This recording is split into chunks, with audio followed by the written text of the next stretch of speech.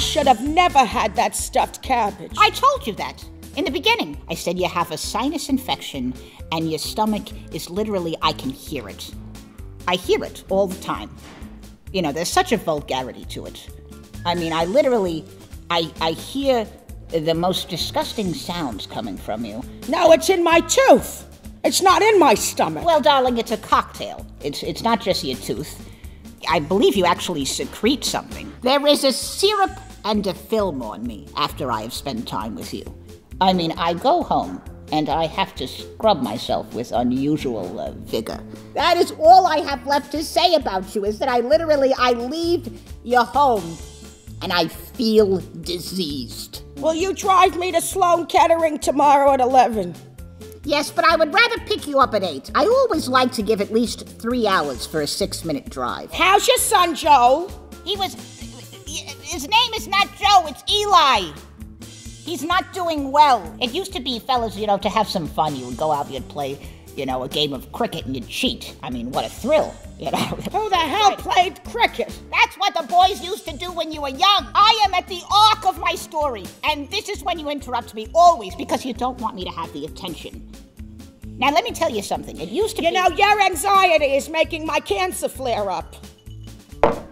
Your cancer has been simmering for 19 years. I've had it. Quite frankly, I have had it. I've always been extremely sensitive to disease. When my mother was teeming with cancer, I asked her how she was every morning. I would say, how's your cancer?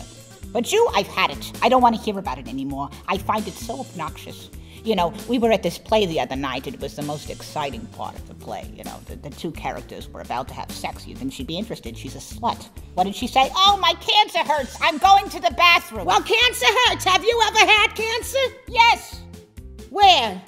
You never told me. I thought that I had it in my ear at one point. I didn't have health insurance at the time, but there was a... Stanley didn't get you the health insurance? Did I tell you that the other day my doctor, Dr. Jew, yes, not the Asian one, no, Dr. Jew told me that I need to cut down on salty foods. He's right. I am not going to give up pickles. For the love of God, I love pickles. The crunchier, the better. You absolutely shouldn't. I mean, they make a meal fun that would otherwise be undesirable. I don't think you should. And I'll tell you what, with those Asian doctors and anyone that's foreign, I listen to them for a moment. I always ask a question about their children, to pretend as if you're interested. But then I reject their advice. I don't generally trust someone who has a darker hue to their skin. My stomach and my throat make noises constantly, and I feel as if I will not find love because of it. And this is so... Love? Why would you find love at your age? You just need a companion. I would like someone to take walks with. I expressed that to you before. That's what I said to you on New Year's. I said I want a man with whom I can take a walk with, and also someone that I could choose a collie with, even if the collie outlasts me. Just the act of choosing a collie together, it's a bonding experience. I've always said to myself, if I can find one man and we could choose a dog together without getting in an argument, it would be so wonderful. Why do you do this to me? There is such a selfishness to it. I have told you this so many times. I am your friend. It's not just that you are asleep. You literally make purring sounds. It's so offensive.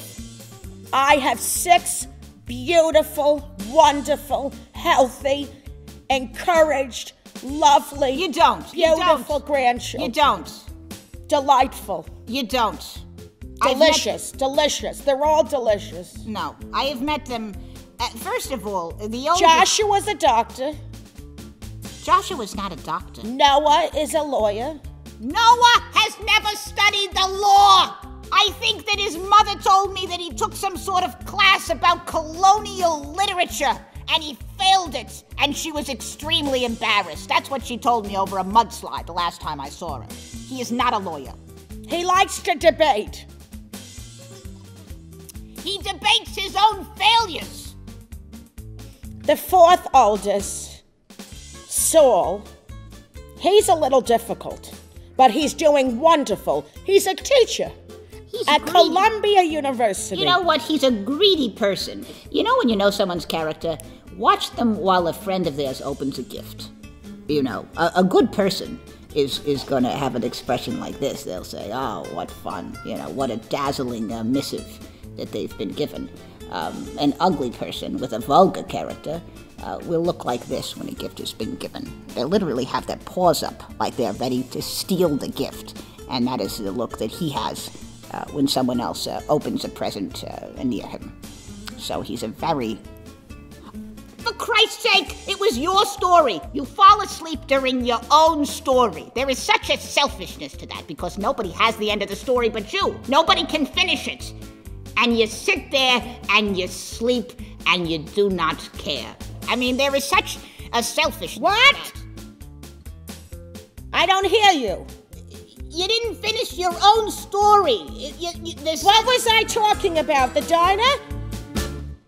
You are a selfish and a terrible cunt. How dare you call me selfish? And we are so sorry, that we cannot attend.